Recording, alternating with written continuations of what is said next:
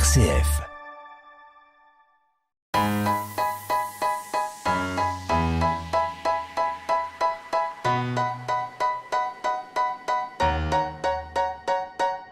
Bon, je vais expliquer le principe de ce temps de rencontre qui va durer 1 heure et qui est très important pour nous.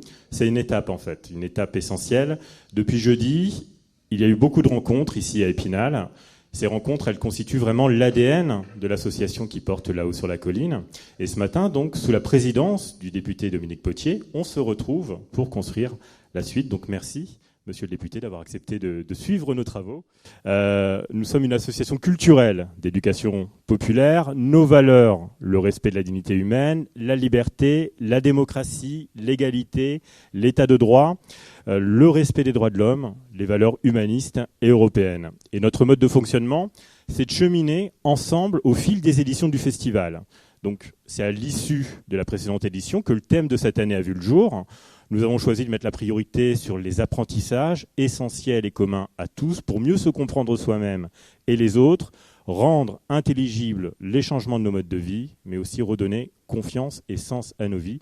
Et donc, je parle sous le contrôle de notre président, ça a donné, Michel, ce titre pour cette édition, « Va, vie, apprends, les apprentis sages de la vie ». Donc de là ont découlé la plupart des propositions qui ont été faites durant ce festival, dont une vingtaine d'espaces paroles. Alors ce qu'on va faire ce matin, eh bien, nous sommes invités à co-construire la synthèse des débats du festival. Cette synthèse, elle sera notre boussole, on peut parler de boussole, et elle va déterminer la direction que nous prendrons pour la suite. Donc nos axes, ils ont été les suivants pour ces rencontres.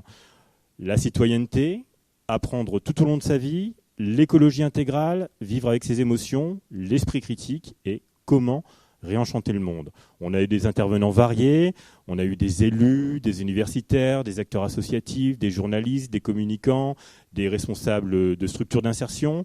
On a pu échanger ensemble autour de l'Europe, du numérique, de la transition écologique, de la souveraineté alimentaire, des communs, des espaces numériques ou encore du pouvoir d'agir. C'était le thème de la conférence inaugurale. Donc il y a eu de grandes oreilles qui ont suivi ces rencontres. Je remercie tout particulièrement Christine, Catherine et Pierre qui sont là. Je remercie aussi les animateurs et les animatrices de ces rencontres. Émilie qui est là, François aussi, Laurent. Et merci aussi à Michel et Odile. Je sais que vous étiez un peu partout durant le festival, c'était compliqué, mais vous aviez à cœur de suivre certaines rencontres et vous avez pu suivre quelques échanges. Et puis merci à tous les participants. Alors bien sûr, on les aurait souhaités plus nombreux. Ce constat, il fera partie de notre réflexion pour la suite. Mais on a semé et puis on va continuer de le faire en diffusant ces rencontres qui ont toutes été filmées. Donc c'est la fin de l'introduction. On va passer aux échanges. On n'a pas défini de méthode particulière, si ce n'est que les grandes oreilles ont pu prendre des notes durant les rencontres auxquelles elles ont participé et ont pu faire une restitution. Et donc, je propose qu'on parte de ça. On ne va pas faire une synthèse exhaustive de l'ensemble des débats. En 1 heure, ça ne me semble pas possible, dans tous les cas. On va plus partir aussi de votre ressenti, de ce qui vous a semblé important. Et je vais me tourner vers toi, Pierre, pour commencer. Tu as pu assister à plusieurs rencontres. Est-ce que tu veux évoquer un point particulier ou évoquer ton ressenti général pour commencer ? Non, du coup, j'ai assisté à 4 rencontres. Quel apprentissage numérique, apprendre à réenchanter le travail, la vulgarisation scientifique, pourquoi faire, et enfin l'histoire du genre en chanson. Ce qui est assez intéressant, c'est que dans les notions qui ont été échangées, rien n'est figé. La notion de travail, elle a été montrée comme une donnée universelle, mais qui évolue avec le temps. C'est-à-dire, elle n'est pas forcément pareille dans les différents coins du monde, elle n'est pas pareille en fonction des époques. Les outils numériques dépendent aussi des utilisateurs. Le féminisme, à travers les chansons récentes, peut évoluer avec des dimensions différentes. Bref, rien n'est figé. Mais comment maîtriser ce concept ? Eh bien, on l'a vu, et comme tu l'as dit, Nicolas, ça passe par l'apprentissage, par l'éducation numérique, vulgarisation pour apprendre des concepts clés, l'éducation comme outil de l'éducation populaire et aussi l'expérimentation, comme c'est le cas dans le territoire zéro chômeur. Ce dernier concept, on voit qu'il faut donc apprendre pour justement maîtriser les outils, maîtriser les concepts, maîtriser les notions. Et ce qui est ressorti assez rapidement, c'est qu'il y a un imaginaire public. Cet imaginaire, ça peut être celui de la société, qui a imaginé le concept du genre pendant le XXe siècle, et on le voit assez bien dans les différentes chansons. que la question de genre reflétait aussi comment la société voyait la question des femmes, la question des hommes, etc. L'imaginaire du travail, avec des concepts qui se confondent, comme l'a dit le député, émancipation par le travail ou droit à la paresse, on est vraiment sur cette opposition de société. Plusieurs rencontres s'inquiètent un peu de notre monde actuel. L'importance des GAFAM pour les outils numériques qui font qu'ils contrôlent les données que nous produisons et donc les données que nous captons. La perte de sens dans le lien avec le travail, c'est-à-dire on a parlé assez souvent du fait que les jeunes aujourd'hui cherchaient d'abord un sens à leur travail et pas forcément une volonté de produire. Mais du coup, quelle proposition faire pour un futur désirable ? On retrouve assez régulièrement la notion de relation. Par exemple, il a été dit, personnellement je n'étais pas forcément d'accord, mais il a été dit qu'à cause des outils numériques, la relation serait réduite et que justement on essayait d'y remédier par des nouveaux outils, comme c'est le cas de la vulgarisation scientifique. Il a été proposé aussi un gros bouleversement dans notre société, c'est le droit au salaire à vie, on en parlait en amont, c'est-à-dire anticiper pour les jeunes de 18 ans l'argent qu'ils vont cotiser durant leur carrière et donc dès 18 ans avoir, le mot n'a pas été dit, mais une sorte de revenu universel. Souvent on retrouve la notion d'un sens à retrouver, à remettre en adéquation avec les envies, que ce soit dans le cadre scientifique ou dans le cadre professionnel. L'idée aussi c'est de produire une philosophie de tous acteurs dans sa façon de concevoir le travail, acteurs pour réformer les outils numériques et en consommant des outils qui sont davantage, entre guillemets, moraux, acteurs pour promouvoir la vulgarisation, mais aussi pour les chercheurs, pour enlever les freins qui les empêchent d'être accessibles. Et enfin, pour finir, je vous partage quelques pépites. Déjà, les témoignages des personnes actrices du programme Territoire Zéro Chômeur Longue Durée, qui ont pu se remettre sur leurs deux jambes et retrouver leur dignité. La volonté de certaines municipalités, notamment celle d'Épinal, de réfléchir à un système d'accès au numérique pour les plus précaires, les plus éloignés. Le travail politique de l'Université de Lorraine de former des doctorants et des jeunes chercheurs à la vulgarisation scientifique. Aussi d'écouter des vieilles chansons des années 60-70 et se dire qu'aujourd'hui, malgré une inégalité encore criante, on peut voir que la place de la femme dans les chansons a quand même changé, dans le bon sens du terme. Et enfin, en synthèse, la volonté de tous les conférenciers de vouloir réfléchir à un futur désirable. Même si ce n'est pas forcément le même, il y a l'idée d'un désir. Voilà. Merci beaucoup pour cette synthèse. Toi, tu as suivi, Alors, c'était lesquels ? je dirais que Pierre a déjà bien synthétisé l'esprit que j'ai ressenti dans tous les débats que j'ai suivis, dans le sens où tu as listé quand même pas mal de choses. On ne s'est pas croisés, donc on a vu des conférences différentes, écouté des conférences différentes. Déjà, la grande conférence inaugurale, moi je trouvais qu'elle lançait le tempo sur le pouvoir d'agir et c'était très nourri. Et il y avait vraiment des points d'axe qui nous replacent dans notre position. Moi, c'est ce qui est ressorti, c'est notre position de citoyen. Alors si on sent qu'on vit vraiment une grande transition et des changements par rapport à cette notion de citoyen. On parlait tout à l'heure du burn-out citoyen parce qu'on entend ce terme partout. Mais qu'est-ce qu'on est en tant que citoyen et qu'est-ce qu'on attend du citoyen au niveau de la structuration politique, etc. Donc ça, c'est un terme qui est revenu quasiment dans toutes les conférences que j'ai écoutées. Au début, lancé par le pouvoir d'agir et de redonner du sens à cette place du citoyen dans notre société. Les points d'axe aussi, j'ai écouté une conférence sur le genre, et donc avec la place des femmes. C'était plus axé sur les femmes.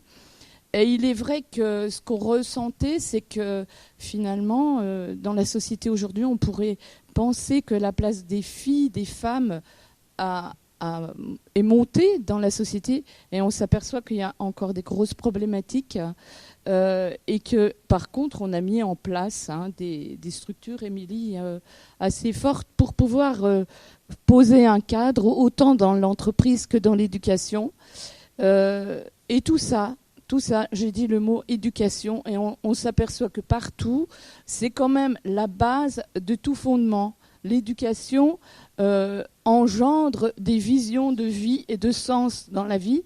Et donc, je crois que ça, c'est important.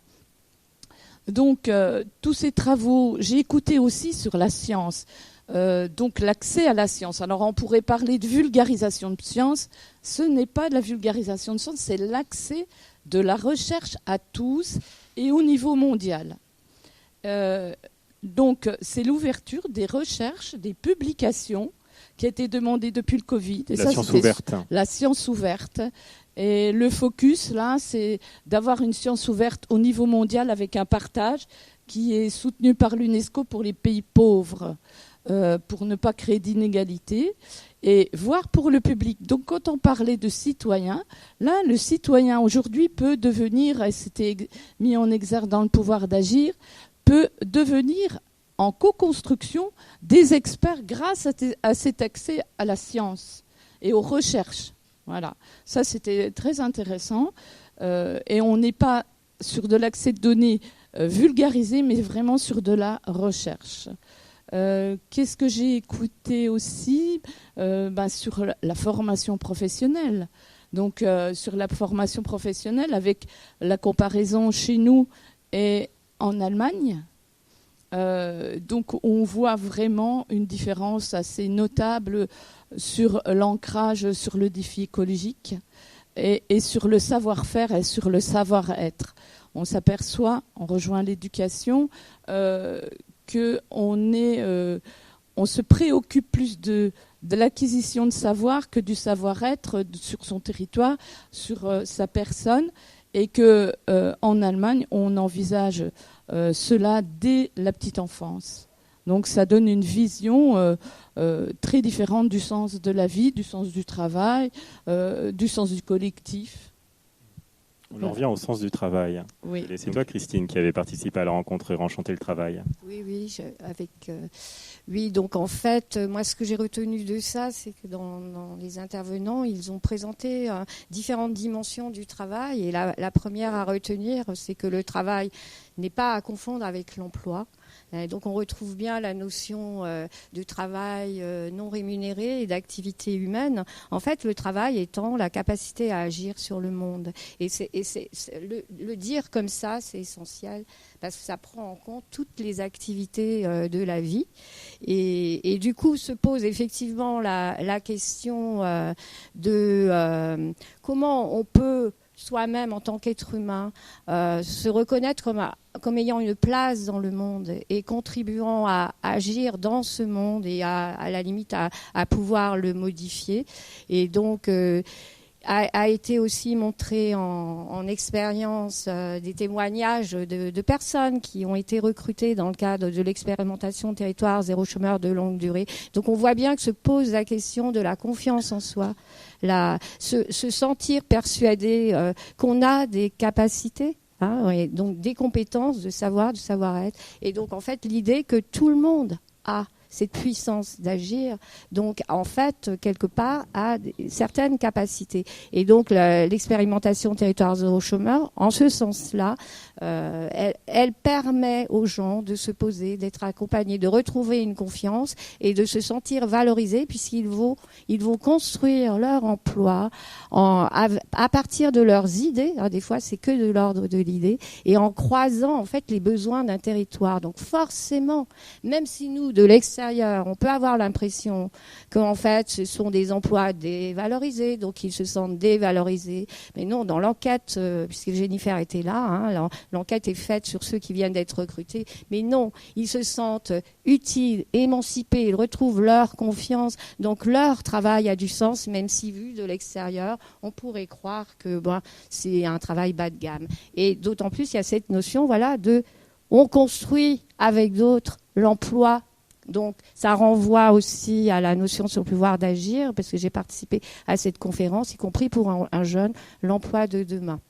Et la question clé, si on fait le lien entre les deux, que ça donne, c'est qu'il effectivement, la différence peut-être entre l'Allemagne et la France, c'est qu'en France, en fait, on ne produit pas suffisamment d'expériences de vie du tout petit, de vivre avec d'autres et de développer, de découvrir lui-même ses potentiels et de les expérimenter, et y compris à l'école, et que finalement, l'Allemagne, elle fait ça depuis le début. Alors, après...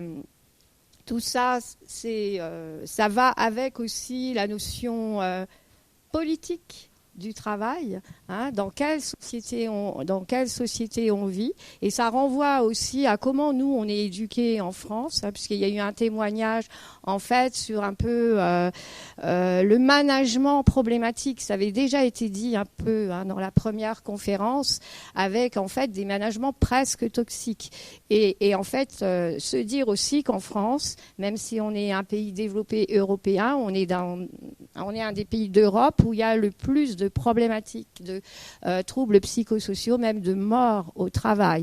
Donc avec un problème clé du management, mais on pourrait se dire, ces hommes et ces femmes qui occupent des postes de management n'ont pas appris eux-mêmes à faire avec d'autres, à travailler avec d'autres et à modifier ensemble, à améliorer. Donc voilà, moi je fais les liens entre les deux auxquels j'ai participé. Et donc après, se poser la question de, mais oui, mais il faut quand même vivre. Alors c'est bien beau de dire le travail, c'est l'activité humaine, quelle qu'elle soit rémunérée ou pas.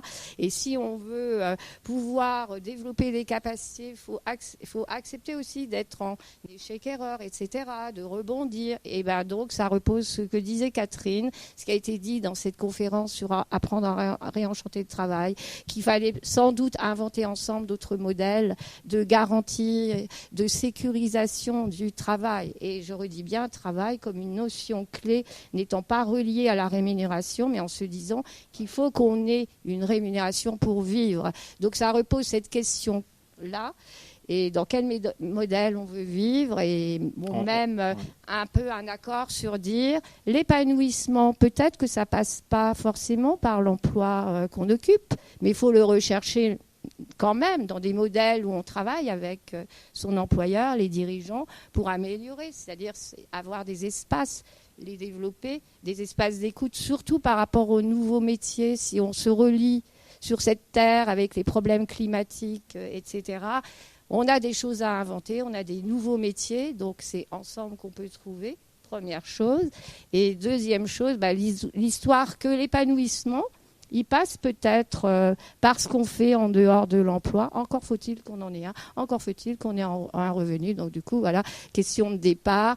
Et il a été lancé donc quelque chose comme le revenu universel, quelque chose comme la semaine de 4 jours, et se dire que dans notre société, on profite aujourd'hui de gens, les seniors notamment, dans les associations, dans les communes, qui eux n'ont pas ce problème de revenus puisqu'ils ont une retraite et qui occupent des postes clés qui permettent de construire notre société. Oui, Stéphane Viry est en faveur de la semaine de 4 jours et le sociologue Jean-Pascal Igelet, lui, en faveur d'un salaire à vie. Je crois que c'est l'expression qu'il avait. Et Territoire zéro chômeur est un exemple type de modèle d'insertion où les gens sont en CDI. Donc ils n'ont plus à se préoccuper de leur avenir futur dans un an, dans l'après-CDD, des chantiers d'insertion. Donc on voit bien par rapport aux chantiers d'insertion, c'est un vrai imaginaire différent et qui fonctionne. On va parler des autres sujets. Juste un point qui m'avait marqué dans l'intervention du sociologue, justement, j'avais évoqué le fait que je voyais autour de moi des jeunes qui avaient 2 profils très distincts.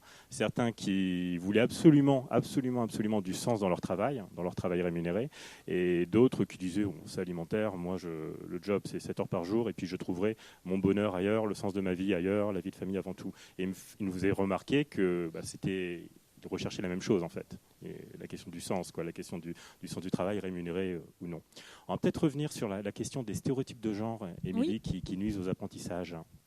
Effectivement, moi j'ai eu la chance d'animer ce temps de parole et j'ai fait la rencontre de Laurence Ukropina et de Cécile Roussel qui étaient invitées toutes les deux sur la question des stéréotypes de genre et en quoi ces stéréotypes peuvent-ils être un frein aux apprentissages. J'ai essayé de poser des mots-clés pour guider un petit peu la rencontre sur comment décrypter ces stéréotypes, comment les combattre et comment y apporter des solutions. Sur la question du décryptage, ce que j'ai pu retenir, c'est que les stéréotypes sont partout et qu'ils sont conscients mais aussi inconscients.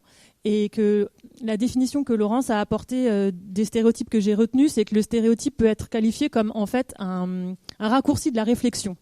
C'est une représentation sociale en fait qu'on a tous en nous et qu'on réactive quand on est dans une situation où la réflexion n'est pas possible par manque de temps, par stress, par automatisme. Et en fait, ce stéréotype-là va être activé pour nous donner une solution en termes de comportement. Et cette solution est parfois contre-productive. Voilà. Ça, c'est quelque chose qui m'a vachement fait réfléchir parce qu'on est dans une société où tout va vite, on est dans une société de l'immédiat. Et en fait, en accélérant sans arrêt comme ça notre machine à penser, eh bien, on fait des courts-circuits. Voilà. Donc le stéréotype, c'est une conséquence de cette accélération de la pensée. Et donc, dans notre comportement au quotidien, j'arrive sur le mot-clé de comment les combattre. Eh bien, en fait, ça commence par notre comportement à nous, individuellement et envers nous-mêmes. Parce que, en fait, les stéréotypes, notamment les stéréotypes genrés, les femmes en sont à la fois victimes, mais on en est aussi tout autant responsables. C'est-à-dire qu'on les nourrit nous-mêmes. Et ce qui était intéressant, c'est que dans les solutions qu'on peut apporter, à la fois Cécile, mais aussi Laurence, nous donnaient comme réflexion que le fait d'amener des solutions et de poser les femmes en tant qu'actrice de la lutte contre les stéréotypes, parce qu'elle a souvent insisté sur le fait que c'est vraiment une lutte, eh bien c'est une solution, mais ce n'est pas la solution. Parce que poser les femmes comme actrices de leur lutte, finalement, ça génère un mouvement de double peine. C'est-à-dire venir insister sur le fait que moi, en tant que femme, j'ai droit à, j'ai accès à, je mérite de. Ça continue à nourrir presque inconsciemment le fait que ce n'est pas naturel pour une femme d'accéder à. C'est-à-dire que la solution, elle est dans le combat et elle est dans effectivement une prise de conscience au niveau des politiques d'éducation, puisque Laurence Ukroprina, elle est salariée, voilà, elle est fonctionnaire en fait de l'éducation nationale et elle voue complètement son métier à comment amener des outils pédagogiques, former les professionnels, sensibiliser les élèves dès le plus jeune âge à cette question du genre. Donc oui, il y a des outils, oui, il y a des solutions. Cécile Roussel, elle agit, elle, au niveau professionnel, donc elle essaye d'amener des passerelles entre les jeunes en fin d'études, notamment les jeunes femmes en fin d'études, pour accéder à des métiers dans le champ professionnel. Et elles travaillent ensemble toutes les deux, puisqu'on voit bien que finalement leur mission, c'est d'amener l'éducation, on a dit que c'était un mot-clé sur ce festival, l'éducation à faire des passerelles avec le monde professionnel. Alors certes, les solutions sont là, elles sont encore au début, mais elles fonctionnent, et pour autant, elles sont pas suffisantes. Parce que, c'est ce que je disais tout à l'heure, ça peut faire un effet double peine. Voilà, ça, c'est un petit peu ce que j'ai retenu de cette première rencontre sur la question des stéréotypes. Ça veut dire que c'est dans notre comportement quotidien, individuel, c'est dans l'intimité de notre posture et de notre réflexion qu'on peut faire avancer les choses. Et c'est pas simplement dans des quotas. Cécile parlait des quotas positifs. C'est pas simplement dans l'abrogation d'une loi ou le changement du vocabulaire qui va être féminisé. Voilà, ça c'est des outils, mais ce sont des parties de la solution, mais qui ne sont pas la solution. Est-ce que ça va ce que j'ai dit ? Parce que moi j'étais à la fois animatrice et grande oreille. Alors c'est très clair. C'est très clair. Voilà, j'ai essayé d'être synthétique. Vous avez animé une autre rencontre qui fait le lien aussi avec la conférence inaugurale sur le pouvoir d'agir, puisque c'était un débat intitulé « Mobiliser autour d'une cause, est-ce que ça marche encore ?» Oui.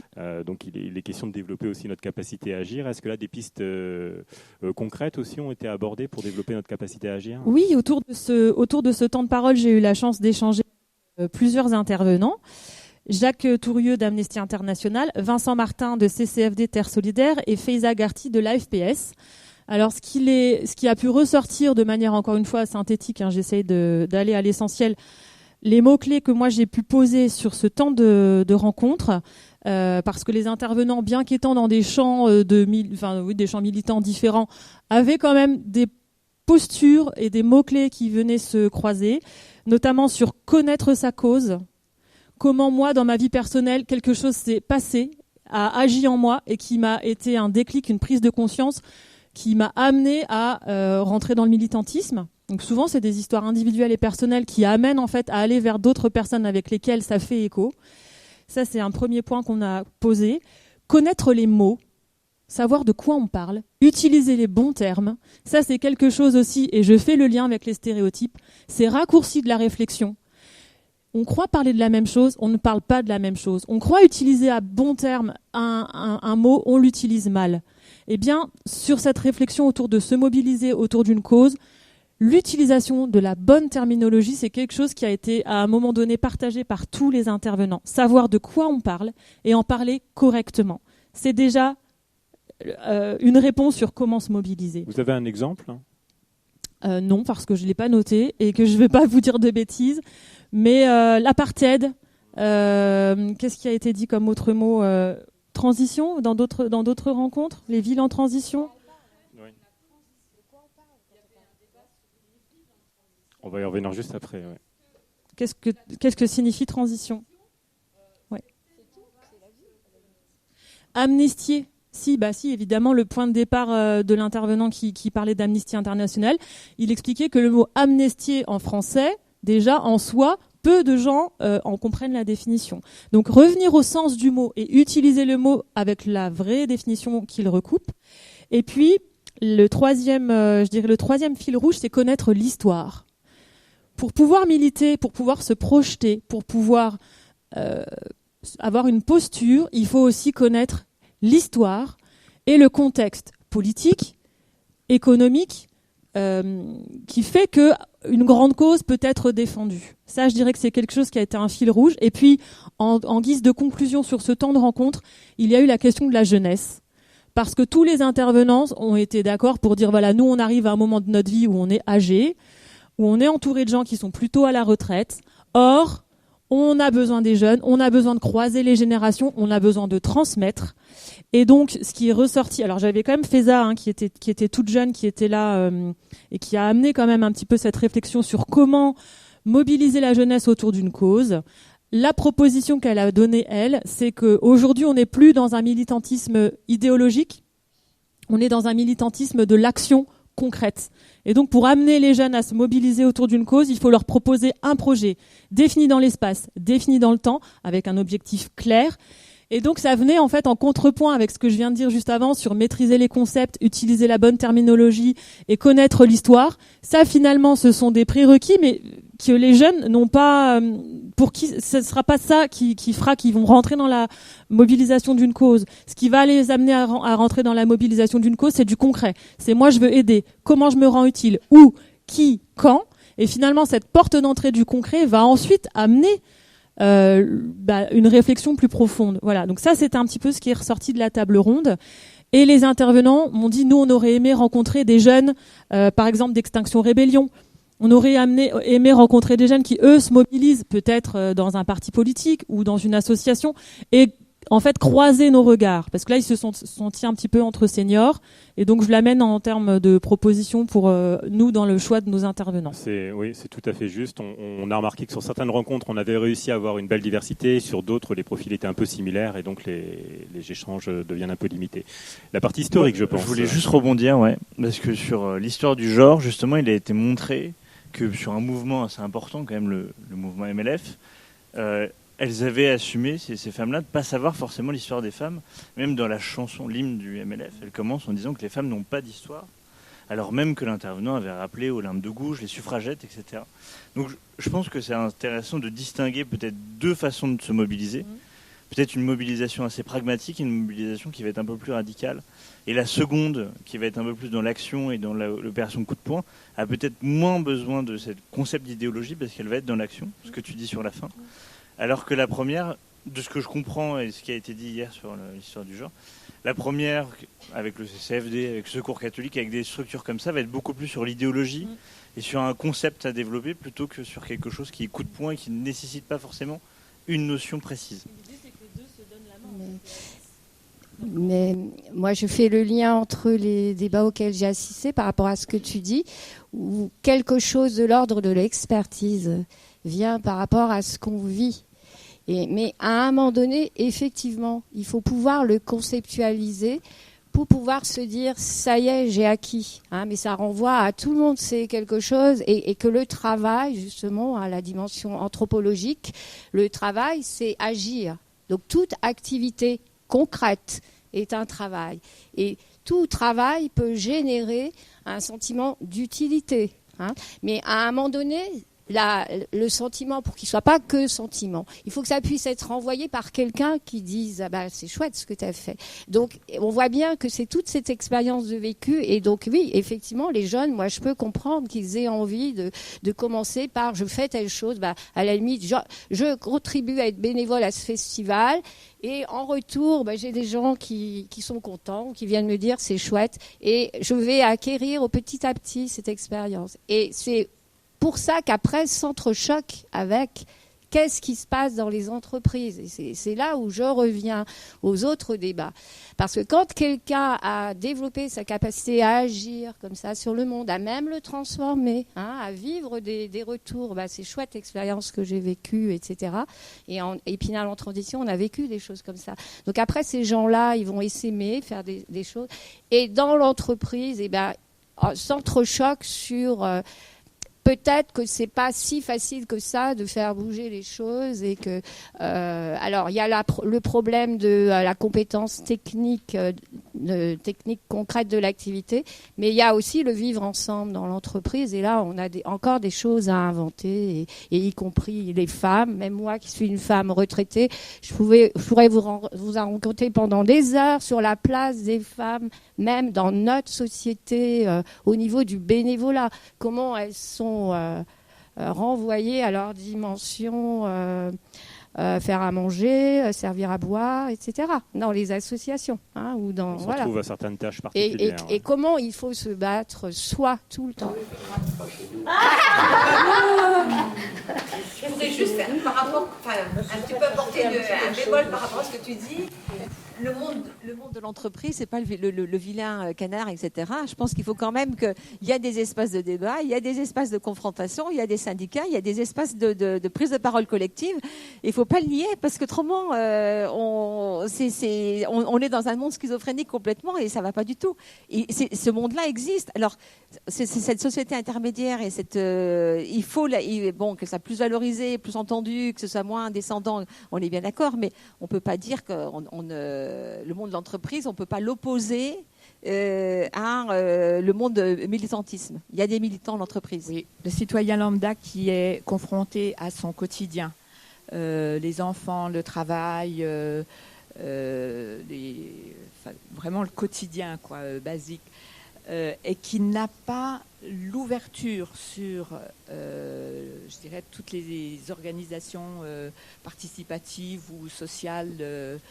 Le jour où il est enfermé dans un système, en fait, et le jour où il veut prendre,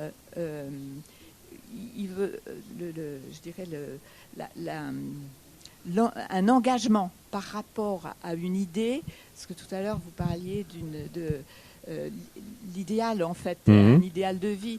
Il peut avoir un idéal de vie, mais le jour où il veut s'engager dans quelque chose, il se confronte à des murs partout, Oui. C'est catastrophique, et c'est pour ça qu'on arrive aujourd'hui à une situation telle qu'on la vit actuellement, avec des émeutes partout.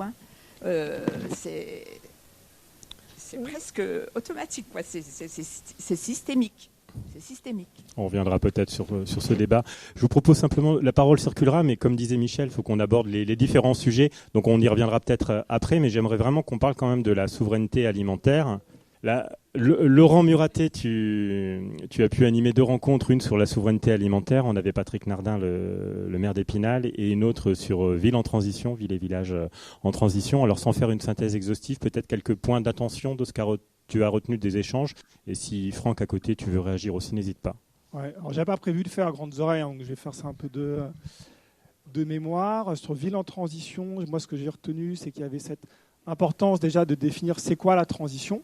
Il y a eu un petit débat là-dessus, et d'où elle doit partir, avec cette question de comment on fait pour que cette transition parte des citoyens, et qu'il y ait une articulation du citoyen jusqu'au finalement un travail avec les élus et les collectivités.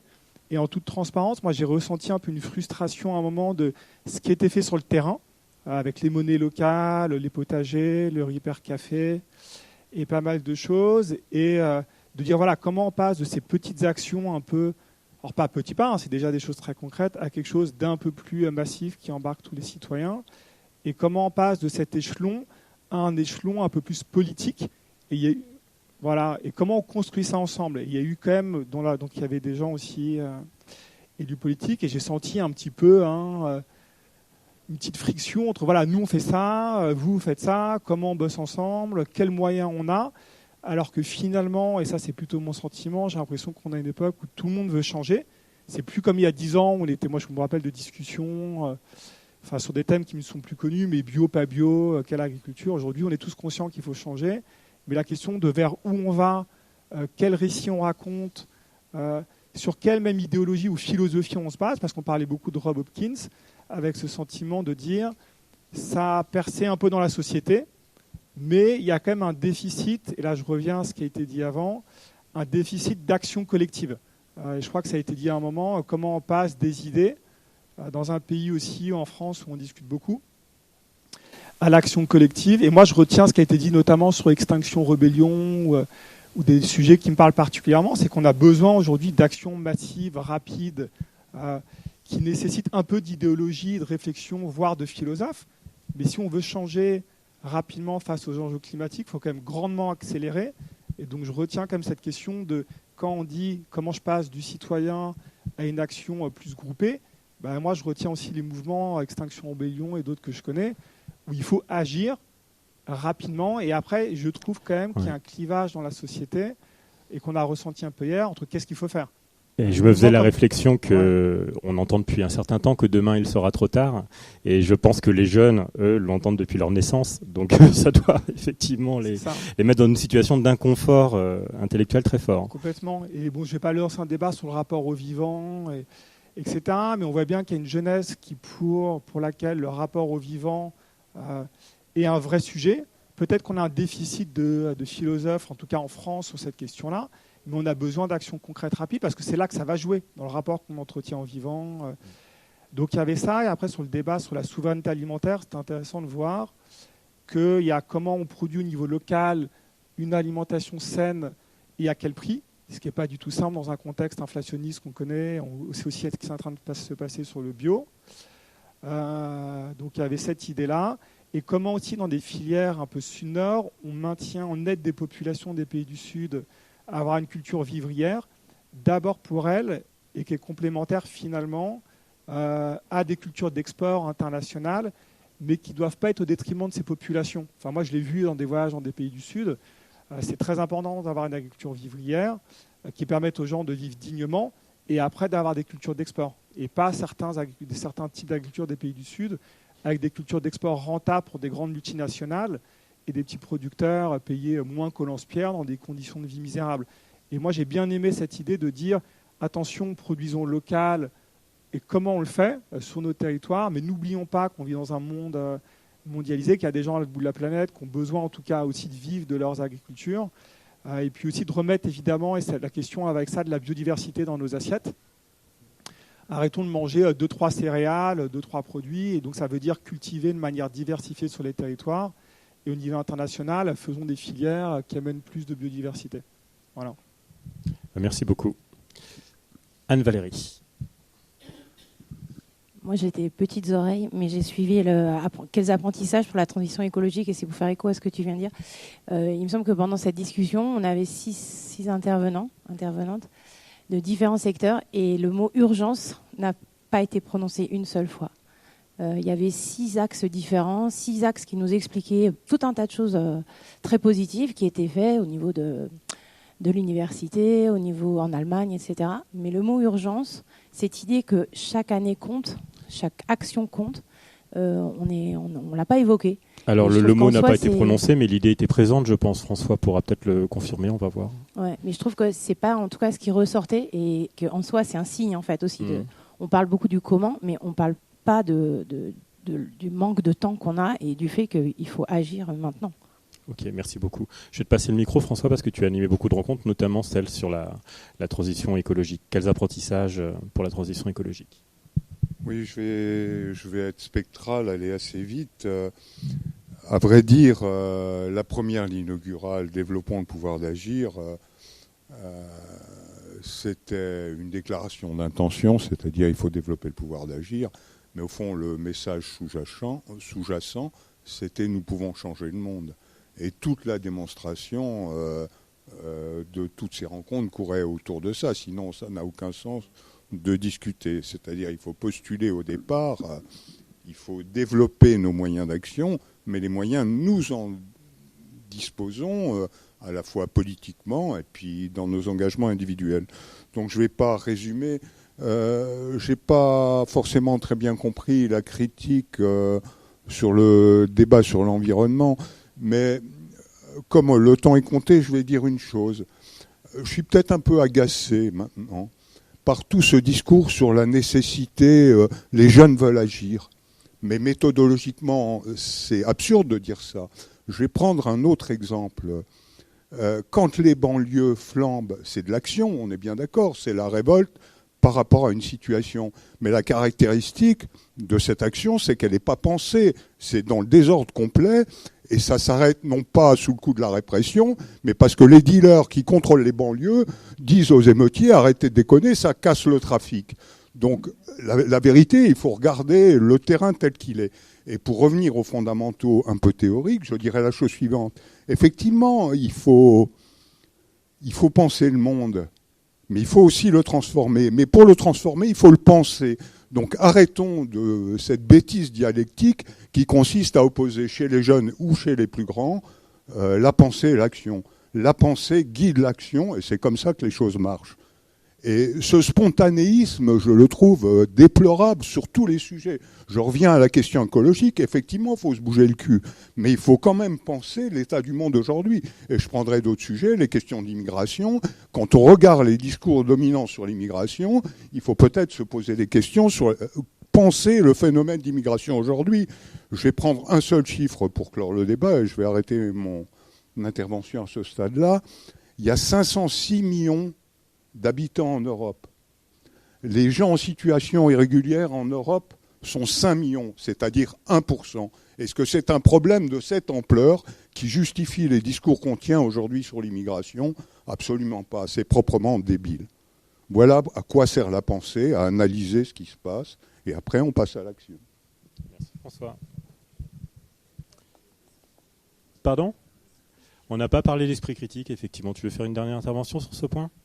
Oui, mais là, j'accepterais plus volontiers les critiques sur le débat esprit critique pour une raison simple. On est devant un problème méthodologique sur la question de l'esprit critique.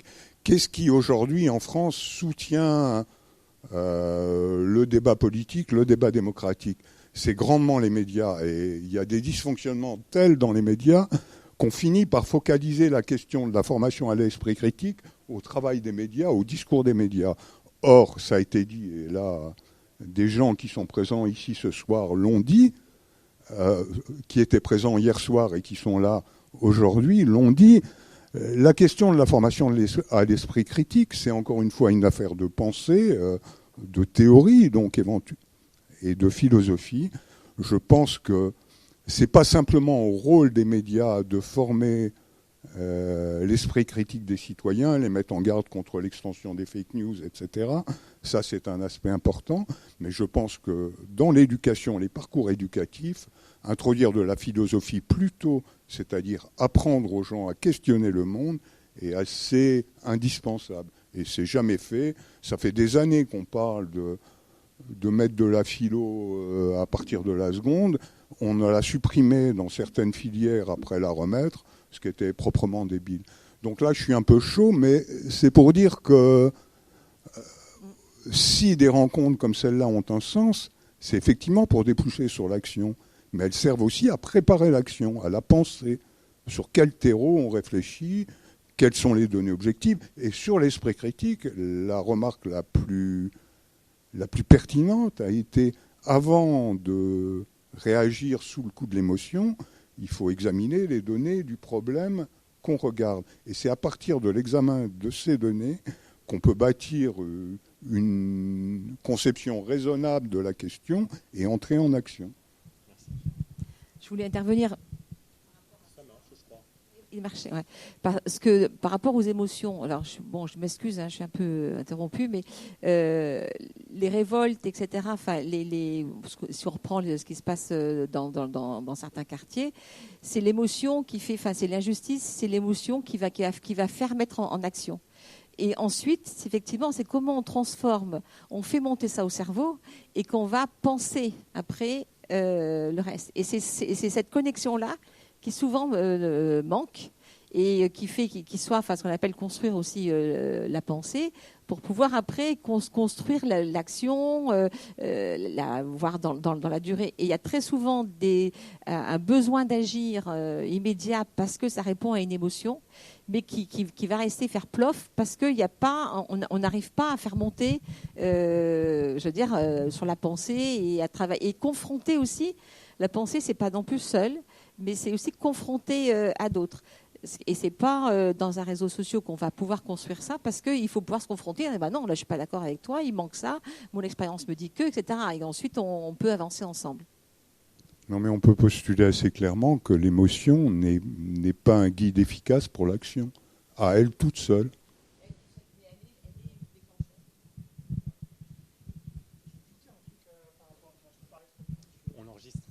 Un petit exemple concret sur le sujet. Alors, je ne vais pas lancer un débat là-dessus, mais j'étais chez un agriculteur et je vois une vache devant moi qui donne naissance à un veau.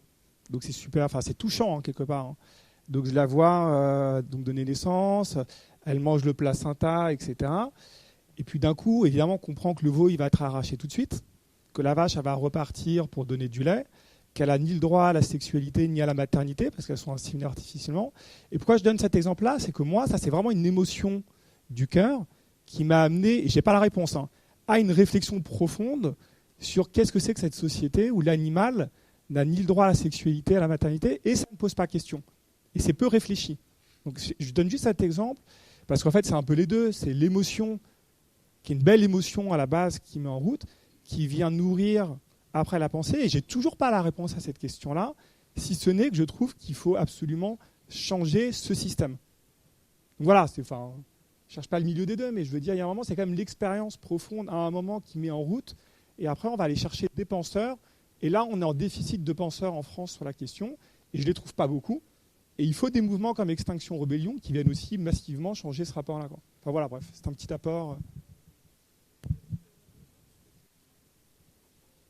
Je crois que ça marche. Je te rejoins complètement parce que c'est exactement le témoignage qu'avait fait Monsieur Tourieux en fait, d'Amnesty International, voilà, en disant moi, mes grands-parents mon grand-père a passé 2 ans dans un camp et j'ai été confrontée à des négationnistes. Donc c'est bien l'émotion qui a été moteur d'une volonté de se positionner et qui a été un déclic, une prise de conscience. Donc l'émotion, c'est un moteur, c'est une énergie, et cette énergie-là, il faut la canaliser et il faut pouvoir rentrer en connexion avec des gens qui ont eu une énergie qui fait écho, qui rentre en écho.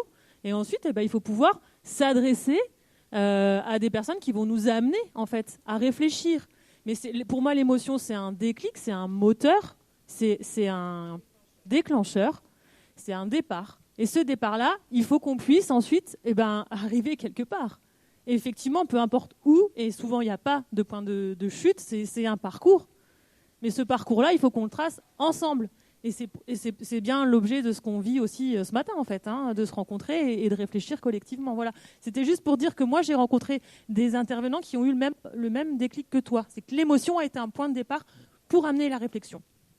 Je vais passer le micro à Dominique Potier maintenant parce que le temps passe et puis de toute façon on pourra prolonger l'échange après. Une remarque Allez-y. Je suis étonné qu'avec le thème réenchanter le monde et penser le monde aussi, on n'ait pas invité un théologien spécialiste de la Genèse, parce qu'on a la tradition chrétienne à travers les traductions défaillantes qui maudit le travail finalement après la faute supposée des premiers parents. Et alors que, quand on refait une lecture un peu plus intelligente, au contraire, l'humain est invité dès le départ à être co-créateur. Je vous remercie pour cette remarque et je répondrai simplement qu'il y a plein de monde qu'on a essayé d'inviter, dont des théologiens, et qui n'ont pas pu venir. On va passer le micro à Dominique Potier à présent. Voilà. suis pas là pour couper la parole. Et merci pour l'invitation. Alors, ça sera forcément très, très, très décevant parce que c'est difficile de faire la synthèse d'une synthèse quand on n'a pas participé, etc. Donc c'est plus, je disais à Nicolas, un rapport d'étonnement que je peux faire. Et puis un contre-pied. Moi, je suis un peu malicieux là-dessus. J'aime bien être un peu dans un contre-pied. Par exemple, le grand débat, c'est l'intelligence artificielle, là, Laurent. Et je ne m'attendais pas, comme paysan, à réfléchir sur l'insémination artificielle. Hein, c'est une ouverture pour moi. C'est étonnant. Donc moi, je suis ému par ce que tu dis. Parce que j'ai été, il y a 15 jours, j'étais au départ en retraite d'un inséminateur qui avait l'impression d'avoir fait une belle œuvre, d'améliorer la génétique en accélération, etc., etc. Et là, tu dis, mais il a privé de sexualité des milliers de vaches, quoi. Donc, je vais repartir avec cette question. Je t'en remercie. Ben, je n'ai même pas envie de culpabiliser, mais je vais la penser, par contre. Bon, mais merci. Ça, c'était pour la blague. Et plus sérieusement, moi, je trouve extraordinaire, quelle que soit leur fragilité, ces lieux où on essaie de penser le monde. Alors, de façon toujours un peu foutraque, parce qu'on n'a pas aujourd'hui de grands guides, de grands cadres. Donc, on est tous des bricoleurs. Donc, on bricole ici. Moi, je fais partie d'autres lieux où on bricole. Et il faut le dire avec humilité et pas sans désespérer. On est tous des artisans, des bricoleurs qui essayent de refabriquer une pensée. Ce qui me paraît assez commun à tout le rapport des grandes oreilles, c'est la question de la clé d'interprétation. Vous en évoquez une, c'est celle du christianisme qui apporte un déchiffrement du monde, un dévoilement du monde. Et voilà, bon. Son retrait ne permet pas forcément une immense émancipation. Il nous met plutôt devant la remontée des paganismes sous toutes leurs formes aujourd'hui. Et on est au défi donc d'une clé d'interprétation qui ne sera pas la société chrétienne telle qu'on l'a connue. Il n'y a pas de nostalgie de la chrétienté, mais il y a un défi de redonner un cadre à la pensée, une boussole, une anthropologie. Parce que toutes les questions que vous posez, c'est cette question du sens originel et de la fin dernière, finalement. C'est de l'eschatologie, c'est la question de l'alpha et de l'oméga, qui ne signifie pas le début et la fin, mais plutôt le commencement et la fin, et la fin, la finalité. Bon. Et c'est tout ce que je ressens quand vous évoquez, mais qu'est-ce que la transition, entre quoi et quoi? Il faut dire, c'est pas seulement entre une société carbone et une société décarbonée, c'est un peu plus subtil et complexe que ça. Ça veut dire entre un mode humaniste qui a été fondé sur... parce que la critique du passé n'est pas forcément une violence faite au passé. On peut dire que nos aînés ont pensé qu'il y avait un certain humanisme qui était fondé sur le progrès matériel et le matérialisme.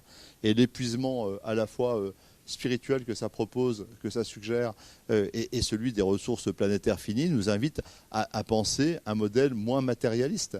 Et autres, il n'y a pas que le carbone, il y a le type de croissance et le type de prospérité à laquelle nous aspirons. Donc on a besoin d'un alpha et d'un oméga qu'on peine à définir. Moi je suis à gauche, vous avez vu Stéphane à droite, on est plutôt potes et on s'entraide dans cette recherche commune avec amitié. Il m'a dit son rapport d'étonnement sur vos débats, je vais aussi vous transmettre les miens. On est en peine aujourd'hui d'un cadre, d'un métacadre, qui nous permette de penser tout ça. Et c'est le problème pour une transition, c'est également pour les questions qui est le cœur de votre débat, vie, apprentissage, etc. J'ai compris qu'on était sur cette thématique-là. Pour transmettre, il faut admettre qu'on a un héritage, et il faut dire lequel. De quoi sommes-nous héritiers? De quelle histoire de l'humanité transmise? Comment on relie l'expérience historique de la modernisation de l'agriculture, du choix, de tous nos choix de mode de vie, etc. De tout ce qui a fait les décennies passées. Quel est notre héritage? Quelle lecture on en fait? Et qu'est-ce qu'on veut transmettre? Pour la transition comme pour la transmission, on a besoin de cet déchiffrement du monde qui est fondé encore une fois sur une anthropologie. Pas seulement une anthropologie, mais une métrique, une science, une capacité à apporter de la raison au-delà des passions, ce que François a rappelé. Et je n'aurais pas dit mieux que ce qu'a dit François. J'aurais le même coup de gueule sur l'idéologie de l'émotion et de la justification de l'urgentisme et de l'émotion. L'urgence, c'est de penser le monde. L'urgence, c'est de penser le monde. La seule urgence, c'est de penser le monde. C'est ce que j'essaie de dire dans mon propos liminaire. Bon. Après, quelques remarques comme ça, un peu spontané, en essayant d'éviter de tirer le tiroir de ce que je pensais déjà avant même de vous avoir écouté. Mais quand même, c'est toujours le risque, hein, quand on n'a pas été pas assez enraciné dans vos travaux. Avec l'esprit civique, on monte sur la question du travail une session Actuni mi-octobre qui vise à prendre le contre-pied de certains discours véhiculés, alors notamment à gauche, mais pas seulement, hein, toutes les questions autour du droit à la paresse, de machin, de ceci, de cela et tout. On rappelle une chose essentielle, le travail comme une œuvre. Rappelez d'abord le travail comme une œuvre, c'est-à-dire que nourrir, bâtir, soigner, éduquer, apporter la sécurité de ça, c'est une œuvre commune à laquelle chacun est amené à participer avec une égale dignité qui passe par la reconnaissance symbolique, culturelle, mais également par un partage de la valeur, juste partage de la valeur. Donc c'est pas le travail comme une abomination, c'est le travail comme une œuvre à accomplir, et pour ça on a besoin de tous, parce qu'il y a du boulot. Enfin, ceux qui pourraient penser que la décroissance ou le changement de modèle de développement nous permettrait de moins travailler, se plantent totalement. Enfin, je suis complètement à côté de la plaque. C'est une œuvre mais gigantesque. Pour tous ceux qui rentrent un peu dans le concret des choses, on a besoin d'ingénieurs, enfin je vais faire l'appel de Gaulle, quoi. On a besoin des salariés, des ouvriers, des ingénieurs, des techniciens, on a besoin de tout le monde, quoi. C'est un appel à la mobilisation générale, quoi. Donc tous ceux qui pensent que l'idéal c'est une société de la paresse et tout, nous amène à une impasse absolue. Et puis moi j'ai remarqué une chose, c'est que la paresse, elle n'a de goût que quand on a bien travaillé, quoi. Hein, elle est le juste équilibre de machin, etc. Moi je remarque que les gens qui bossent pas, ou qui bossent mal, ne bénéficient pas de ce privilège de la paresse, quoi. Donc c'est bien la question de la dignité du travail et de son égale reconnaissance qui est l'enjeu, est une place pour tous, ce que vise à concourir Zéro Chômeur pour avoir été un des 10 territoires, avoir eu la chance d'accompagner un des 10 territoires pionniers avant celui d'Épinal. Je dis qu'il faut soutenir cette initiative sans l'idéaliser, parce que ça pourrait être mortel pour elle. Elle est une variante de tant d'autres initiatives. Je pense à Emmaüs, je pense à Envie, je pense à l'économie sociale en général, qui portent ces questions d'insertion par l'économie. On est sur une variante, hein. On a tendance aujourd'hui à en faire un nouveau paragon. Enfin, je mets en garde en disant de le fait de ne pas porter plus de choses qu'elle ne peut spontanément porter. Il faut la mettre dans la chaîne des initiatives qui, depuis toujours, ont cherché à faire une société inclusive en donnant cette dignité par le travail. Il y a des gens qui en étaient privés par le modèle économique, par l'exclusion, etc. Bon. Sur la question des médias et du numérique, une petite remarque. Je rejoins assez François, et ce n'est pas pour lui faire plaisir, quoique, il n'y a pas de honte à ça, mais on a un phénomène de concentration de la presse qui est tout à fait inquiétant. Et ce qui est pire qu'avant, je le crains, c'est un phénomène de concentration financière de la puissance financière qui concentre les médias pose un vrai problème. Et la question du numérique est un peu d'une autre nature. J'ai envie de dire, parce que par nature, le numérique a créé un mécanisme horizontal, non régulé, avec une pensée machin et tout, et on aurait pu dire que c'était l'aboutissement d'une démocratie idéale, hein, et c'est plutôt le monde des tribus, et potentiellement le meilleur et le pire, mais dans le pire il y a évidemment le retour au tribal. Comme me disait un prof de lycée professionnel qui est le maire de Liverdun, il me dit mais notre génération critiquait le journal de 20 heures comme quelque chose de pas assez ceci, pas assez cela, etc. Enfin, on trouvait toujours que c'était trop machin et tout. Aujourd'hui, je le vis comme un idéal démocratique, c'est-à-dire un commun que recevait tout le monde, avec une hiérarchie, un esprit critique, une rédaction, une collégialité, une hiérarchie de l'actualité, et un contrepoint, des avis, un pluralisme, etc., qui est organisé dans le point de vue. Il dit, mes élèves n'ont jamais, en lycée professionnel, ne regardent jamais le journal de 20 heures. Ils sont sur des algorithmes qui alimentent une pensée sectaire par nature. En tout cas, donc ils sont privés d'un lieu de l'agora que représente ce journal de 20 heures fabriqué avec un contrôle démocratique, toujours imparfait, etc. Le journal, la presse, comme le journal de 20 heures n'étant qu'une image de ce qu'est la presse, hein, ce commun que nous recevons avec critique, mais qui est quand même notre commun, avec un contrôle démocratique. Et là, on est dans un monde tout à fait nouveau. Donc nous sommes encore à l'aube de ce qui devra être une civilisation du numérique, c'est-à-dire qui dompte le numérique, pour en faire un lieu contrôlé, régulé et au service d'une quête de la vérité. Enfin, que la question de la vérité ne soit pas relativiste. Enfin, le numérique actuellement, c'est le relativisme, c'est le triomphe du relativisme. Et le relativisme, ça débouche sur le totalitaire. Enfin, c'est une affirmation qui pourrait faire l'objet d'une grosse contradiction. Quand je dis que j'étais là pour faire le contre-pied, c'est voilà. Sur la science, je suis terrifié encore hier sur le marché à Toul. Je croise quelqu'un qui me dit de toute façon, je ne crois plus. Il me raconte une histoire. Je dis mais je ne pense pas que ce soit vrai. Telle institution. Je ne parle même pas d'une institution d'État. Hein, je parle d'un syndicat qui a établi un chiffrage et tout. Il dit mais de toute façon, tout est trafiqué, etc. Donc, cette défiance de la science et des institutions, juste pointer qu'il me semble qu'elle va ensemble. Si on ne croit plus dans les institutions européennes, démocratiques, les règles qu'on s'est fixées, on ne croit plus dans la science. Tout ça est embarqué de la même manière.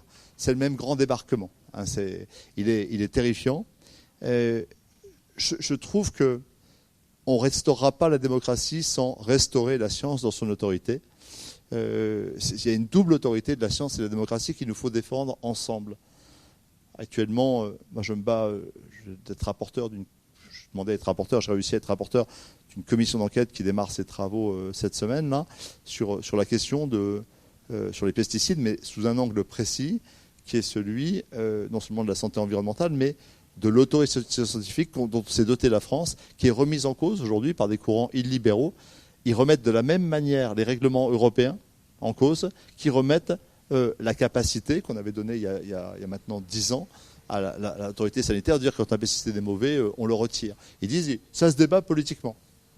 Ça veut dire que ça se débat politiquement, ça veut dire que c'est la place des réseaux d'influence privés qui reprennent la place. C'est une fois que la science a parlé, etc. Donc moi je dis vraiment science et démocratie, même combat. Et qu'est-ce qui fait la saveur de la démocratie? C'est l'éducation civique. C'est l'âme d'esprit critique, c'est l'école y a sa part, évidemment, les familles.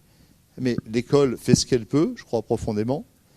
Les familles font ce qu'elles peuvent dans leur diversité. Il y a un troisième pilier qui est l'éducation populaire, qui est plutôt à la fois en renaissance et en déperdition. Enfin, les diagnostics peuvent être posés de 2000 manières. Mais sans ce troisième pilier, en tout cas, de la construction du citoyen, il y a quelque chose qui manque terriblement dans la fabrique du citoyen. Dans la naissance, enfin, l'état de droit a besoin de fabriquer des citoyens qui le consolident en le critiquant, etc. C'est cette dynamique-là. Il n'y a plus de citoyens, il n'y a plus d'état de droit. C'est ce que dit Cynthia Fleury avec beaucoup de force, c'est que c'est un ruban de Moebius. C'est l'état de droit donne la capacité citoyenne, et l'expression de la capacité citoyenne, c'est l'engagement civique, l'engagement politique, consolide l'état de droit. Les deux s'effondrent en même temps. Donc on parle de choses extrêmement sérieuses dans vos discussions là. Et je crois que science et démocratie se consolident de la même manière.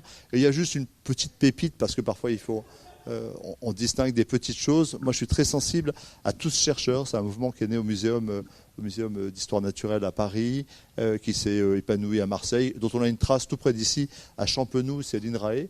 Moi j'avais fait venir à Esprit Civique la chercheuse qui est là-dedans. C'est génial parce qu'ils font le pari qu'avec des personnes qui sortent de prison, comme des jeunes de quartier, comme même des bourgeois et tout ça, même des bourgeois, ils sont capables de poser une problématique et de la régler dans un laboratoire. Donc c'est un exercice d'esprit critique appliqué à la science. Et je trouve que, par exemple, l'éducation populaire devrait se réintéresser à la dimension scientifique comme un lieu d'apprentissage de démocratie, science, même combat, tous chercheurs, tous citoyens. Il y a quelque chose autour de ça.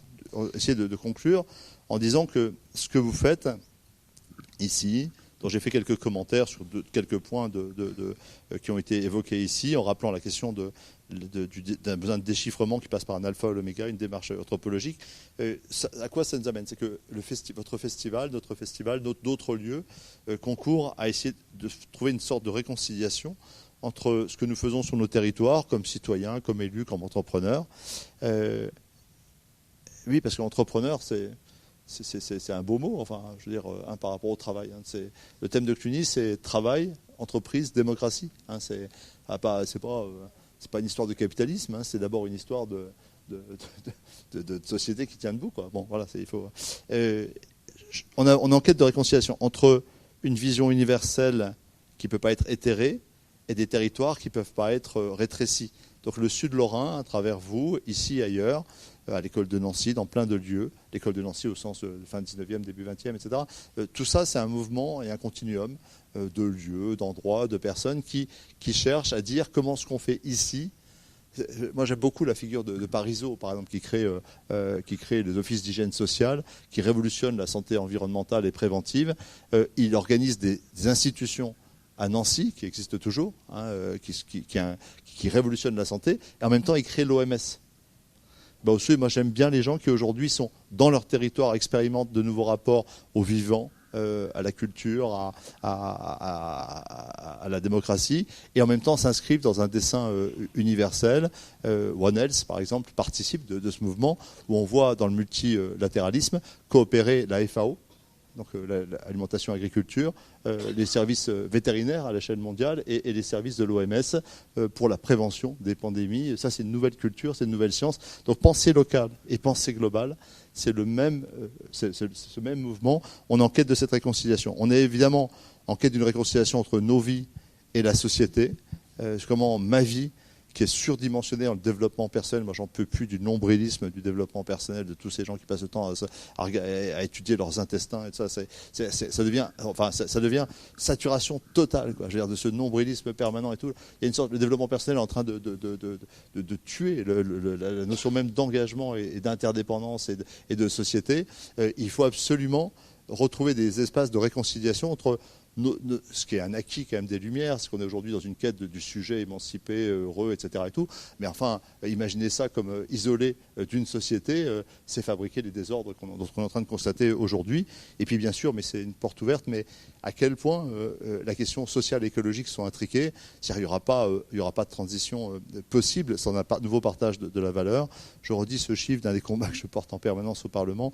Si les 0,3% des Français qui gagnent plus que 12 fois le SMIC, c'est-à-dire qui gagnent en un mois plus que d'autres en un an, partager simplement les 9 milliards que ça représente, ça donne à peu près les moyens à 5 millions de première ligne d'engager une alimentation, un habitat et une mobilité contributive, non seulement à leur pouvoir de vivre, mais à un développement soutenable. Donc il n'y a pas d'écologie sans partage du pouvoir, mais aussi sans partage de l'avoir, il faut le répéter avec beaucoup de force.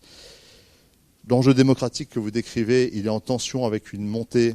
Moi, la semaine dernière, ce qui est terrifiant, c'est quand même qu'une ville, un canton allemand, est donné à l'AfD, est mis au pouvoir dans une ville allemande. Vous êtes en lien avec l'Allemagne aujourd'hui, là, c'est le débat avec l'Allemagne, quoi.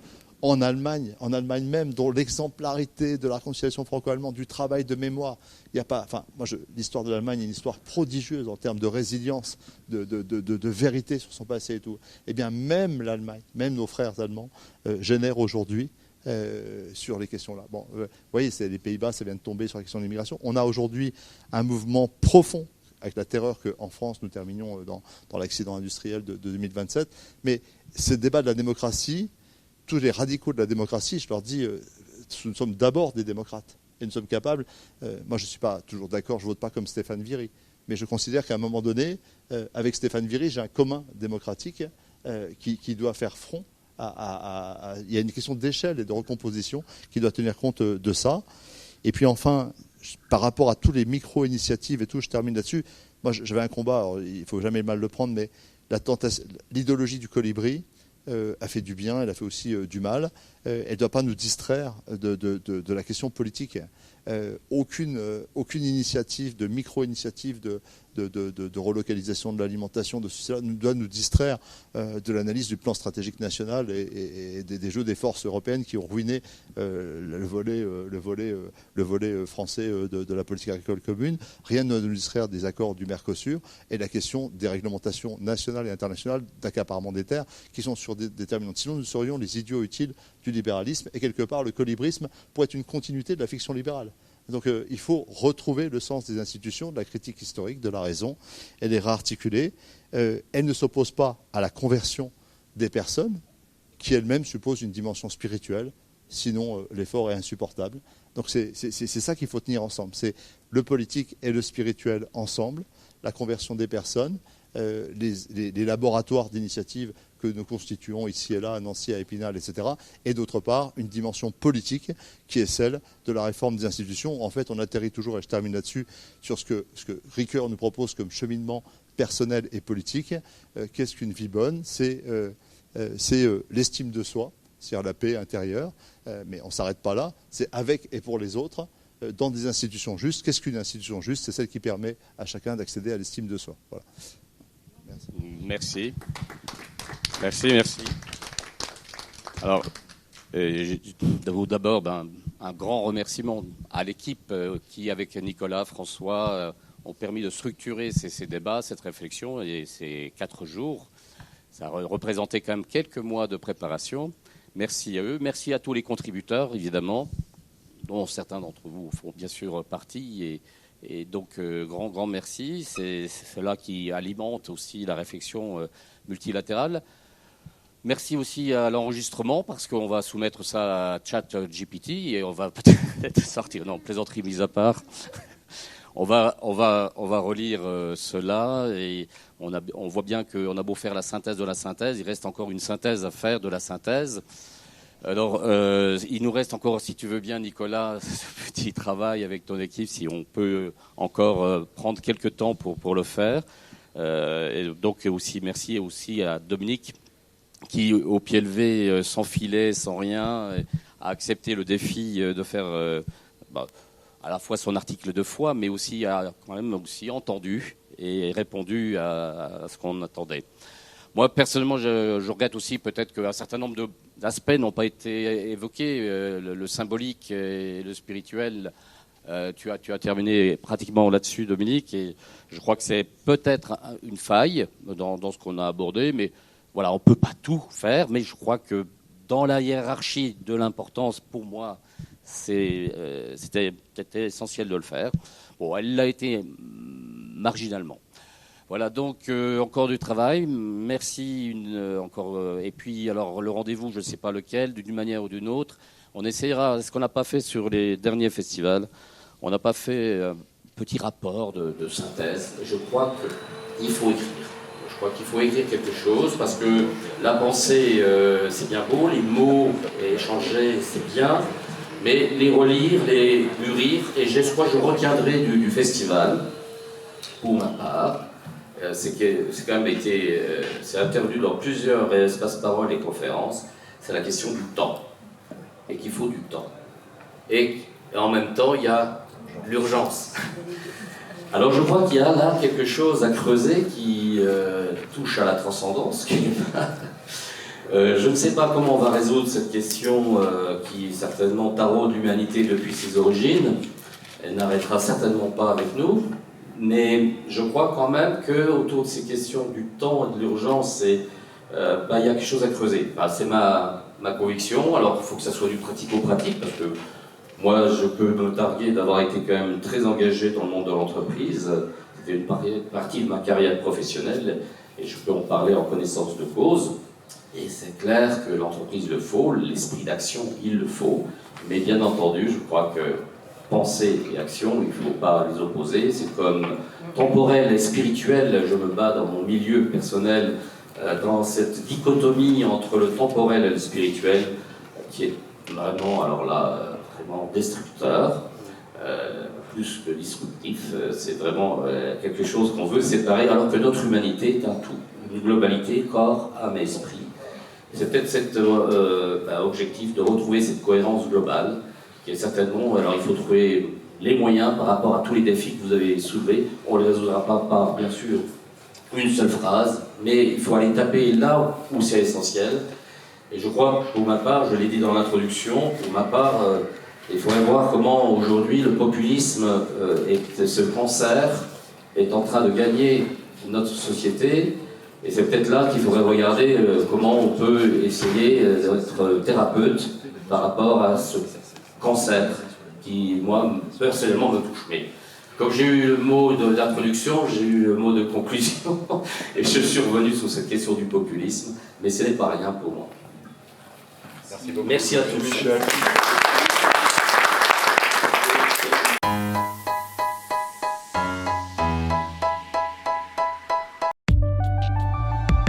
RCF.